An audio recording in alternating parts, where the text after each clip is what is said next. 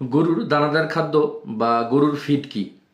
অনেকেই মনে করেন বাজারে যে প্রাপ্ত খাদ্যগুলো পাওয়া যায় বস্তায়, অর্থাৎ গরুর জন্য যে দানা খাবারগুলো পাওয়া যায় সেগুলো হচ্ছে ফিড, আর আমরা যেগুলা বাসায় খাওয়াই সেগুলো ফিড না।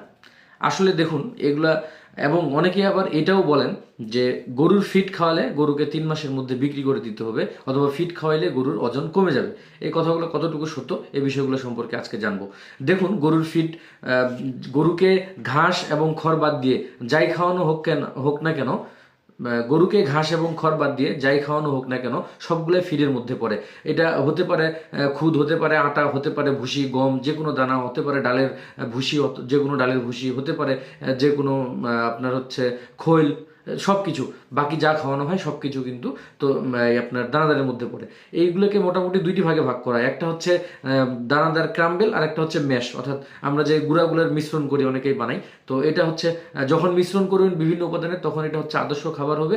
আবার যখন আপনি দানা বানাবেন তখন এটাকে পিলেট বলা হচ্ছে। পিলেট খাবার একটা সুবিধা হচ্ছে কি, পিলেট খাবারটা গরু যখন খায় তখন তার লালা নিঃসরণ হয় বেশি, হজম প্রক্রিয়া একটু উন্নত হয়।